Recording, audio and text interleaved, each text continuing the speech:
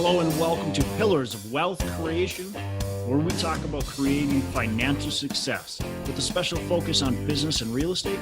I'm your host, Todd Dexheimer. Now, let's get to it.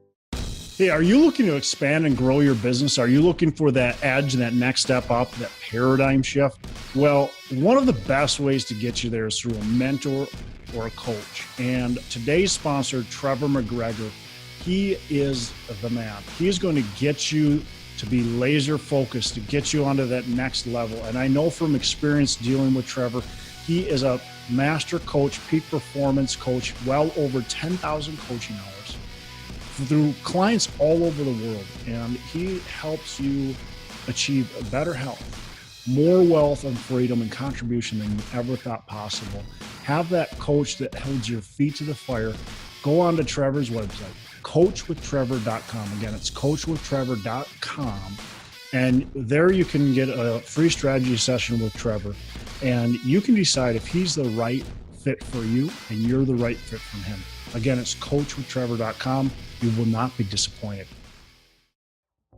Are you ready to start investing in real estate today, but don't know where to start? Sometimes investing can seem way too complicated, but it actually couldn't be any easier than with homeinvest.com. You know the co-founder and my friend Nate Armstrong. He appeared on episode 20, and if you haven't heard it, go back and listen to it, episode number 20. Home Invest is a company that allows you to invest in turnkey real estate. Their goal is to build powerful investment tools that make real estate investing accessible to everyone. They have contractors and property managers available for you with the click of your mouse. While other real estate agents can only offer a property, Home Invest brings you a full turnkey package that allows you to diversify your investments, earn passive income, and start building equity in properties.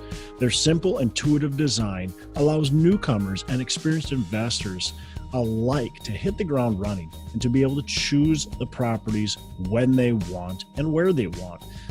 View easy to understand charts and data to allow you to buy in only a few clicks or just a simple phone call. With Home Invest, you'll be building your portfolio as quickly or as slowly as you would like. And right now, Home Invest is giving our listeners, Pillar of Wealth Creation listeners, a free course on how to finally win in real estate investing. So go to homeinvest.com/pillars. That's homeinvest.com/pillars to claim your free course today. Hello and welcome to Pillars of Wealth Creation. I'm your host, Todd Dexheimer. With me is John Stiles with Bridge Realty. John, how are you doing? I'm doing great. How are you doing today, Todd? I'm doing awesome. We got 40 degrees, sunny, and it's February, so that's awesome. After what? We got like 3 feet of snow on the ground now. Right. And about 3 feet on our roof. So I did some shoveling of my roof from the ground. Right. The other day. It's on my to-do list too. Yeah. Anybody who's listening from like Florida or whatever doesn't really understand this, or really even Kentucky. So I was in Kentucky last week and they don't understand that either.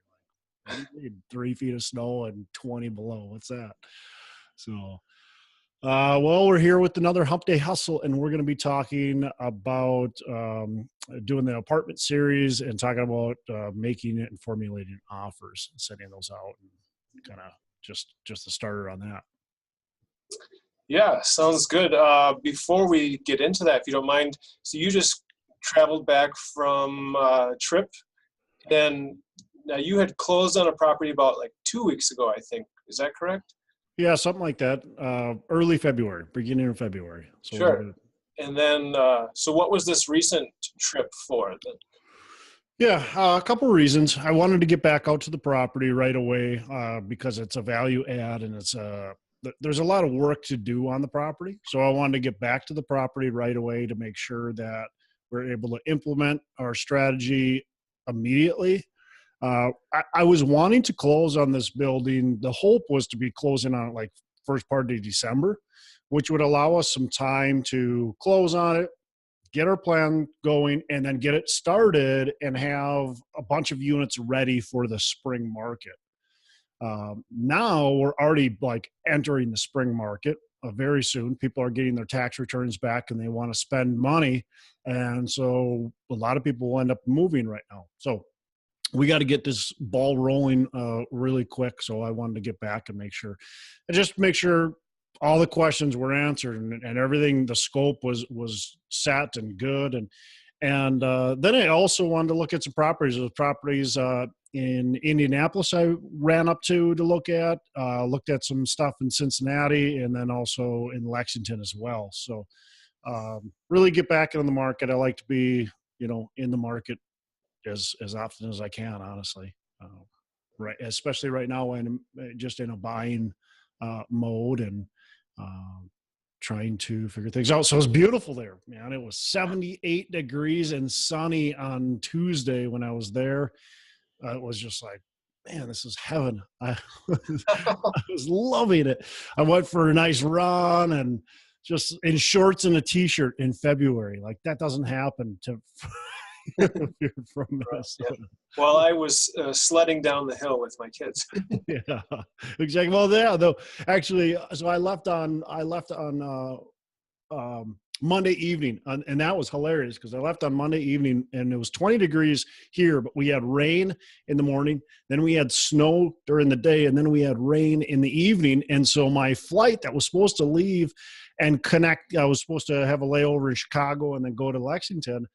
I didn't get to, we sat on the plane for like 3 hours. So I missed my connecting flight from Chicago into Lexington. So I had to stay overnight in Chicago, wait till the next morning, and then finally get to Lexington because of the ice/snowstorm.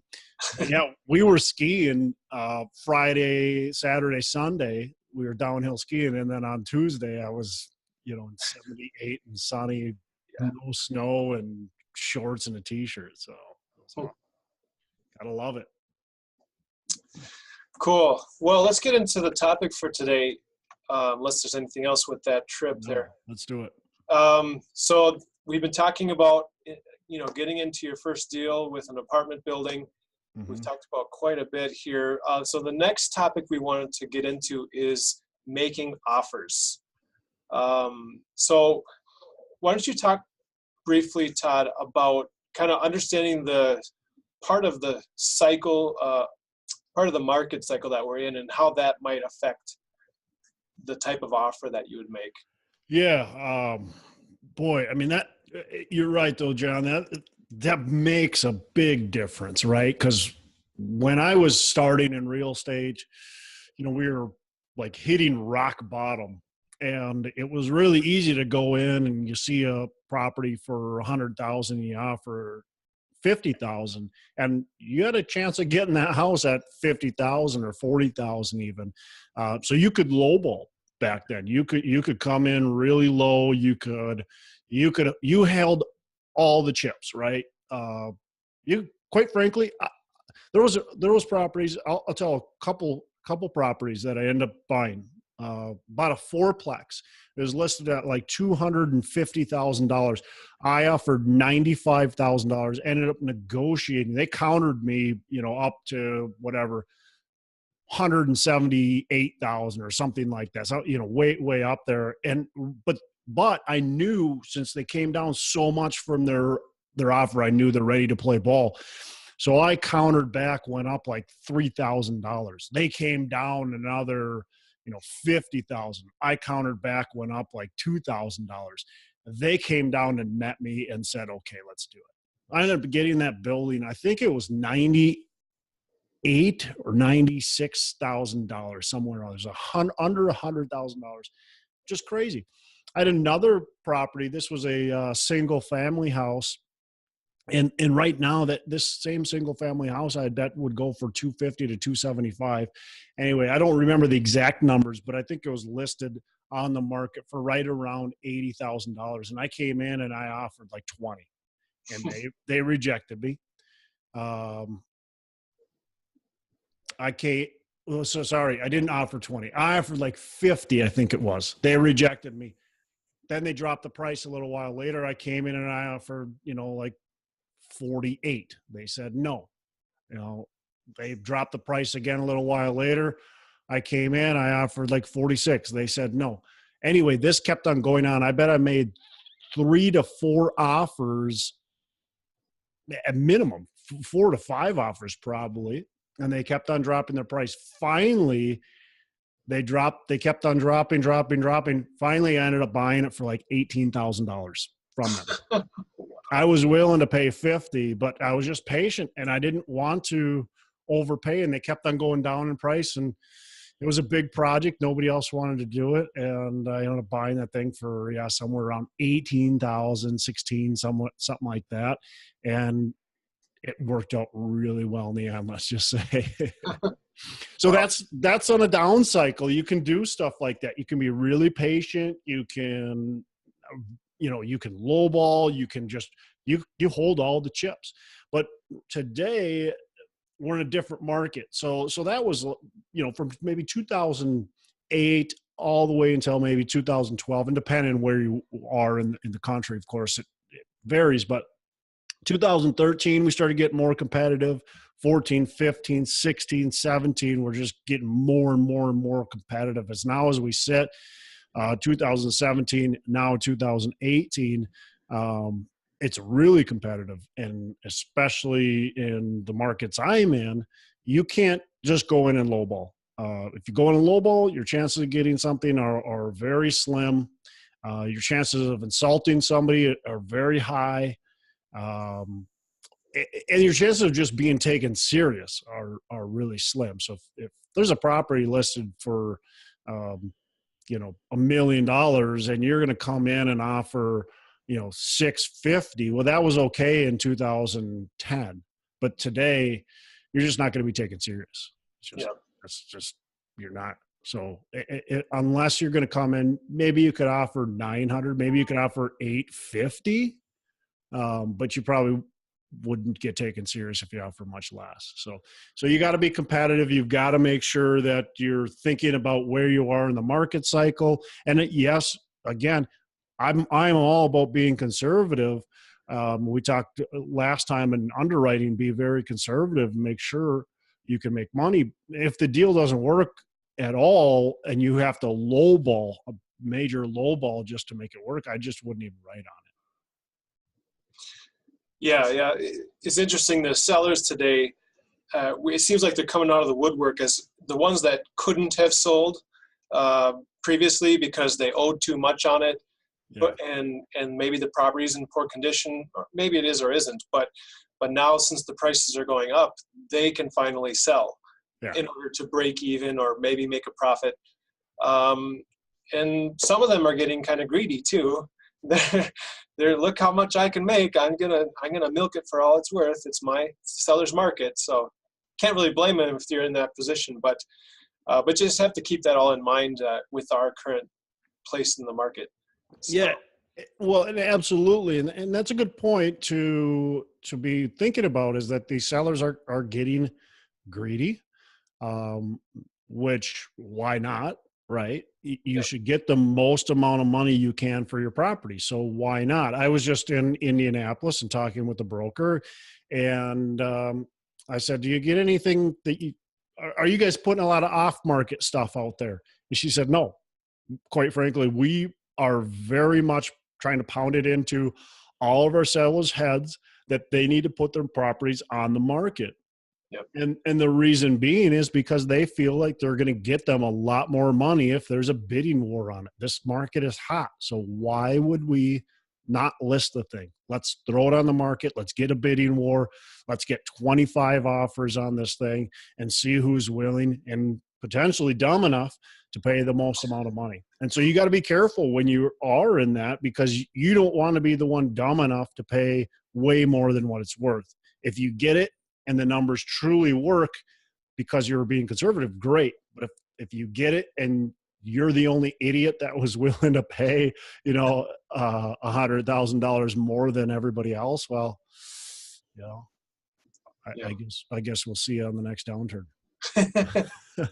Well, one, not that we're wrapping up yet, but one takeaway I'd point out right away is just this act of putting in offers. You can never know if your offer would be accepted if you don't submit it. Yeah, I'll agree with that. It just like I said earlier, just don't just throw in a low ball offer because those are the numbers that work for you. You've got to understand a little bit of the deal, a little bit about the motivation of the seller, and what's going on in the market. Is this thing listed? And are they expecting 20 offers? I mean, it's as simple as asking the broker, look, how many offers are there? How many offers do you expect? If they expect 20 offers, well, and they're expecting offers to be, let's say, $1 million, well, why come in with a $600,000 offer or 700 or an $800,000 offer? Yeah. So yes, make offers, but understand where you're at with your offer and doesn't make sense. If it's an off-market deal, the broker says, oh, they're motivated, they want to get rid of this thing, they'd like $1 million, but you go, well, geez, 850 is what works for me. Well, then you should maybe consider coming in close to 850 to see how motivated they really are. Yeah.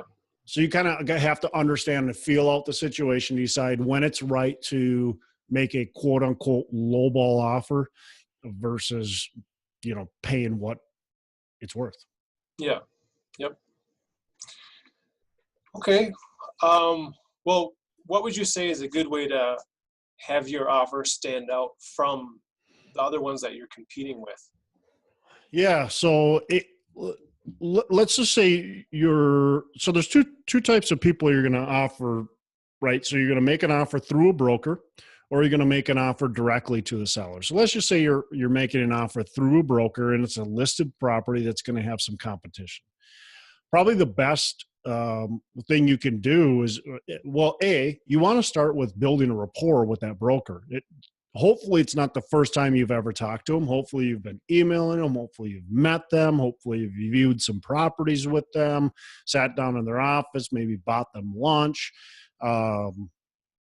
So you built some rapport so they understand who you are. And they know that, what your buying criteria is. They know what your expectations are, all that kind of stuff. So, but then when we're presenting an offer, what do we want to be doing? Well, we want to make sure that presentation on our offer looks professional. So we want to have our letter of intent, which is basically just your shortened version of an offer. It's not like you're offering on a single family. A letter of intent's like a 3 to 5 page checklist. Basically, this is my price, all that kind of stuff. We can talk about that in a second if you want. And then we also want to have like a bio, who you are, what your company is, who are your strategic partners, your property management company, your lenders, your attorneys, all that kind of stuff. Why are you going to make this thing work? Especially when you're talking, and I'm talking apartment buildings, I'm talking, 100-unit type apartment buildings. You want to make yourself stand out. And then what's your business plan? What are you planning on doing to that property? And it may sound weird to somebody who hasn't done it, but the seller wants to know, are you serious?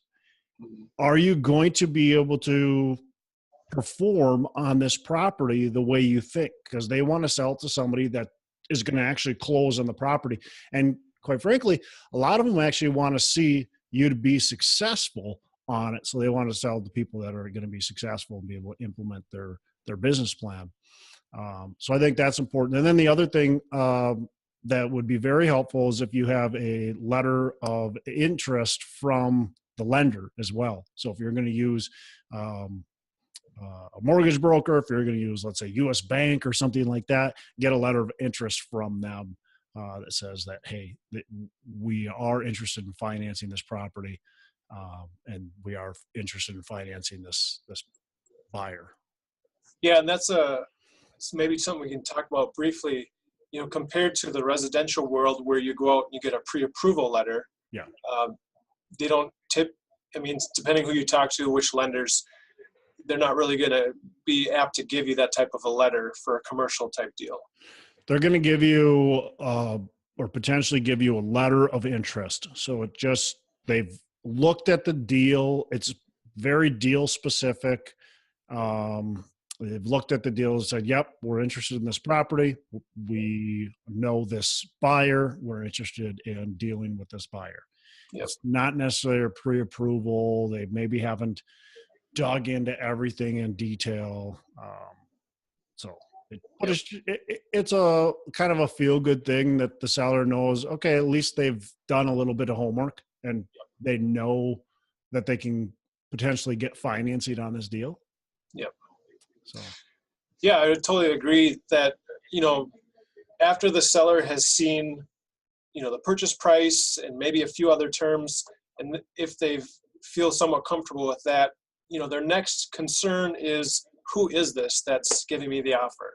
Yeah. Are they a credible, reputable person? Are they going to follow through? Do they know what they're doing? So all those different things that you mentioned to include with your offer make a lot of sense. Yeah. And then with the letter of intent, I think the main purpose of that letter of intent is, let's cover some of the potential things that we need to make sure are included in our purchase agreement. The letter of intent is not. It's a binding agreement, but it's not the full purchase agreement, right? So there's not fine details in it. So you're going to ask for purchase price, what our due diligence period is, what our financing period is, when our earnest money becomes hard, how much earnest money we put into it. We're going to talk about the documents that the seller needs to give us, which, the tax returns and profit and loss and rent rolls and all that kind of stuff, and bank statements. And then it's going to say, who the brokers are, if there's any, and, some other minor things like rents, how are they prorated, deposits, all that kind of stuff. If the deal is agreed upon and then signed, that letter of intent, then we go and we get a full-blown purchase and sale agreement, which I would highly suggest you have an attorney write up, or at least attorney review if you're going to use the MLS broker type forms. I would at least have the attorneys thoroughly review those. Yep. Real estate agents, our training in law is very limited. We are licensed because we have that limited amount of training, but it only goes so far in commercial deals. So, that's definitely a good advice to seek out legal counsel on those bigger, more expensive contracts. Yeah, and like residential, right? I think the boards have spent a lot more time on the residential contracts, and made it way, way more of a boiler point. And as a residential agent, you'd probably never advise your client not to get legal advice. So it's still definitely there. But I just think the residential purchase agreement is much less needed to get that extra legal advice. And one of the main reasons is because there's been so much time and effort and money spent on the legal purchase agreement to make it right. And there's less moving parts, quite frankly. You don't need to know what your seller's tax returns look like for any reason. If you're buying a house to live in, who cares, right? You want to know, has there been water coming into the basement? Has there been, termites or, other things like that? That's what you want to know. So you want to make sure that the seller is actually telling you the truth. That's why you have that disclosure agreement.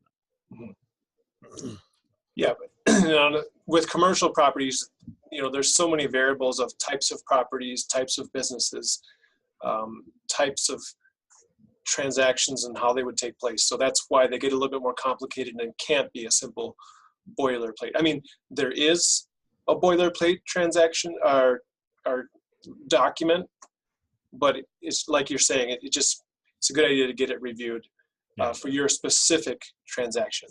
Yeah. So cool. Okay, so it's getting back to just making the offer. What other points should we keep in mind? Well, I would say, if you can, and if you want to, try to be creative as well. I like putting in options um, into my contract. So I like putting in, here's option A. I'll pay you $5 million for the building with new financing. So basically cash to the seller. Um, Option B is I'll give you 5,050,000 if you give me a 10% seller carryback for, let's say, 3 years, 5% interest. Um, Show them the payment charts, show them what they're receiving every single month for that, 10% carryback. And I give them an extra 50 grand. So I give them an extra 50 grand. Plus I'm giving them interest. That might be attractive to some sellers. Maybe I do another one where I pay 5.1 or 5.2 or maybe even more with complete seller financing. Uh, let's say I pay $5.3 million if they're willing to give me a 90% loan to purchase. So I only have to come up with 10%. At 5% interest, 5-year balloon, something like that. So you can get creative. What I would say is if you're going to get creative, what you need to do is you have to show them why they should take some of those offers, right? So it's best if you can build rapport, and then also it's great if you can show them what benefit it is, and it's good always to know what their motivations are. So you can ask your broker, why are they selling? What's going on?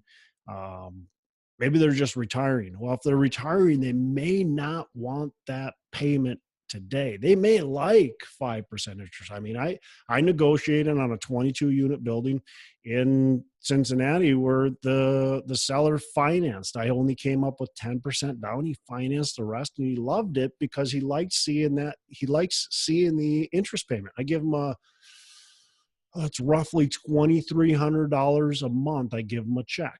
$2,300 a month, every single month. That's coming in. He was doing really poorly on the property. My guess is he wasn't making $2,300 a month on that property, not even close. Now he is, and he's got no work. He's doing nothing. He's collecting that check for me. So he loved it. I actually paid less to do it that way than if I would have bought it cash.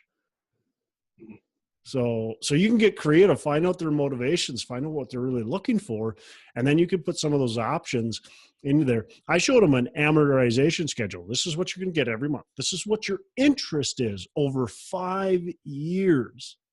And when he looked at that, he's like, yeah, I love that. I love that option. That's what I want. And so, like I said, you're paying him $2,300 or so a month, and he's making all this interest for potentially up to 5 years. And my guess is he would say, let's do it for 5 more if I pay him every single month, which I will.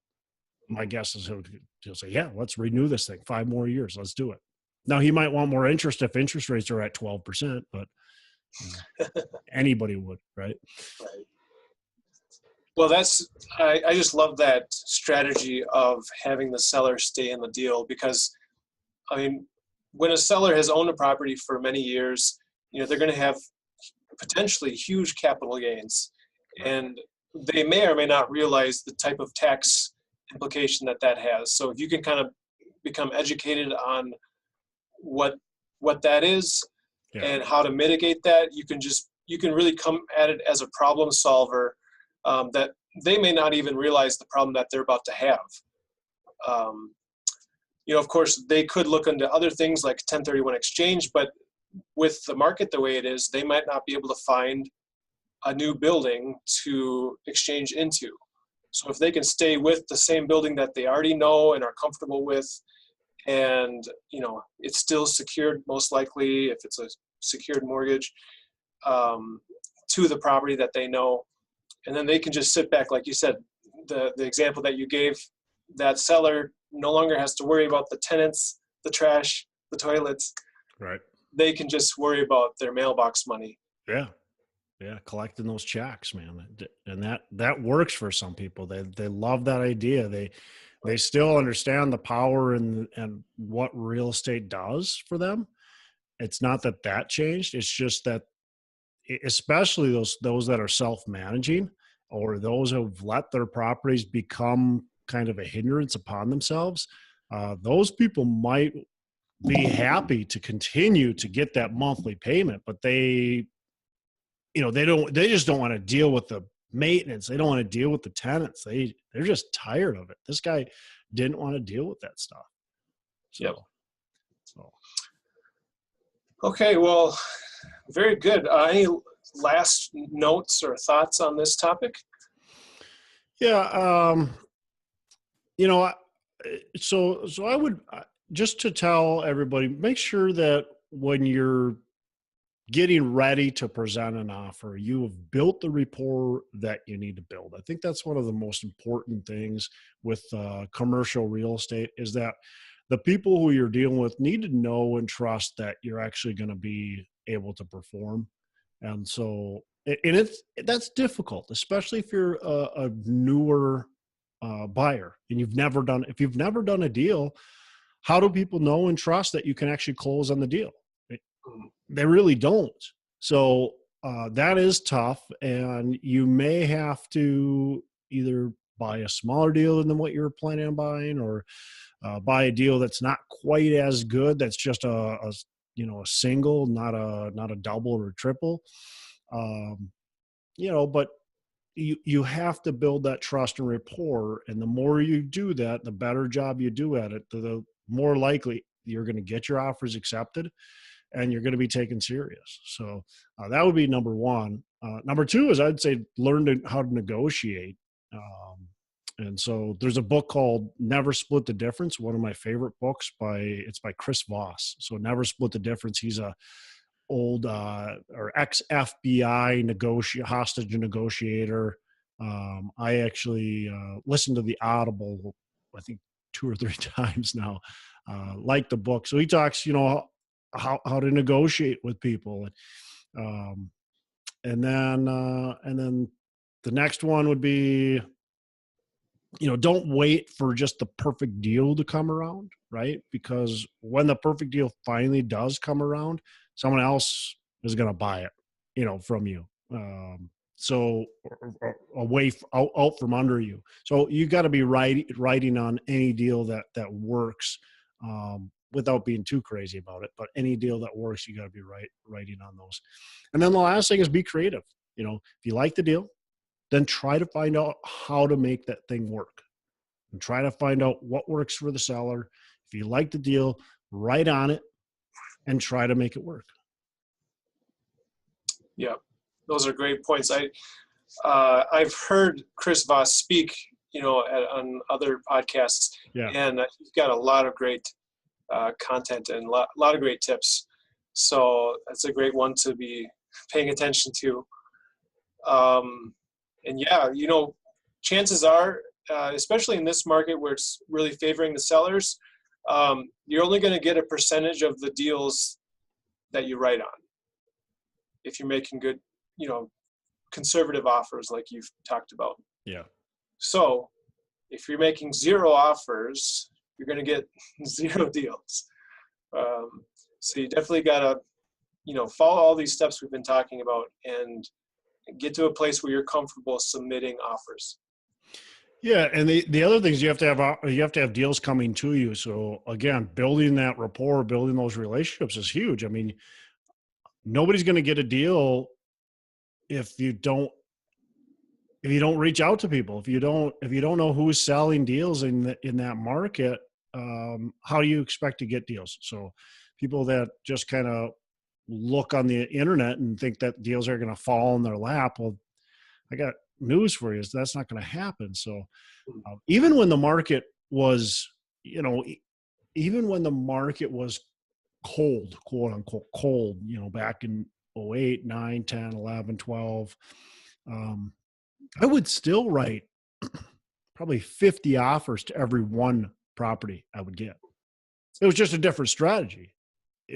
When I was writing 50 to 1, I would look at the properties, they would be listed for 100 and I'd be offering, 50, 60,000. Right. And most of them then I get rejected, and then a few I get. And I know when I got them, they were a good deal. Now it's not that you can just write on, if it's listed for 100,000, which nothing is, but if it's listed for 100,000, you can't just write an offer for 50, 60 grand and expect to get it. You better be at, 90, maybe 100, maybe even 110 grand to get that offer. So it's a different strategy now, but it's still the same rule applies. You still got to write 50 offers to get one, or whatever it is. You still got to be actively pursuing properties consistently. Yep. So. Yeah, great.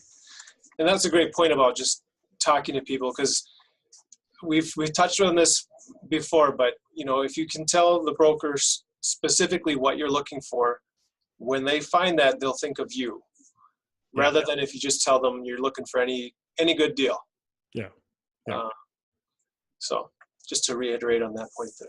Yeah. At least hopefully they think of you. But if they're not thinking of you, you got to figure out a way to get, on that list. Yeah. You got to talk to them more often. You got to be able to reach out to them. And eventually, as you start to buy, you will. So some brokers just won't take you serious. It's just period. They're not going to take you serious. They're not going to connect with you. They're not going to think of you when a deal comes up. You're going to have to pester them to get anything. But then all of a sudden you start buying, you get one or two deals, and then they go, oh, geez, this guy's serious. Okay, I want to sell him something now, or her something now. So I just bought this 84 unit right just a few weeks ago in Lexington. And that's my first property in Lexington. I bought, properties in Cincinnati, Milwaukee, and the Twin Cities, but I had nothing in Lexington. And I bought this 84 unit property, and I've had 3 brokers since I closed on this deal call me and ask me if I'm interested in buying more. So once you buy some properties, trust me, you'll be starting to get taken seriously after that. People know that, okay, this guy's actually, he's not just all talk. Yep. So I think that's about it, John. You got anything else to add? I think that covers the topic pretty well. So we just want to remind the listeners that if you would do us the favor, we'd really appreciate you interacting with us online. You can find us on Facebook. You can find us on iTunes, on YouTube. Just look up Pillars of Wealth Creation. It's the same, whichever platform you go to. And then be sure to either comment on the episode to let us know what you liked about it, or questions that you have. Give us a thumbs up, give us a review. We'd love to just have you interact with us there. Yeah, and I think the best place for a rating and review would be iTunes, right? You can go on iTunes, give a rating and review. That helps us out a ton, because I think iTunes is kind of like the machine behind everything. So awesome. Well, I appreciate that, and you have a great rest of the day. Make every day Saturday, man. You do it too. Are you ready to start investing in real estate today but don't know where to start? Sometimes investing can seem way too complicated, but it actually couldn't be any easier than with homeinvest.com. You know the co-founder and my friend Nate Armstrong. He appeared on episode 20, and if you haven't heard it, go back and listen to it, episode number 20. Home Invest is a company that allows you to invest in turnkey real estate. Their goal is to build powerful investment tools that make real estate investing accessible to everyone. They have contractors and property managers available for you with the click of your mouse. While other real estate agents can only offer a property, Home Invest brings you a full turnkey package that allows you to diversify your investments, earn passive income, and start building equity in properties. Their simple, intuitive design allows newcomers and experienced investors alike to hit the ground running and to be able to choose the properties when they want and where they want. View easy to understand charts and data to allow you to buy in only a few clicks or just a simple phone call. With Home Invest, you'll be building your portfolio as quickly or as slowly as you would like. And right now, Home Invest is giving our listeners, Pillar of Wealth Creation listeners, a free course on how to finally win in real estate investing. So go to homeinvest.com/pillars. That's homeinvest.com/pillars to claim your free course today.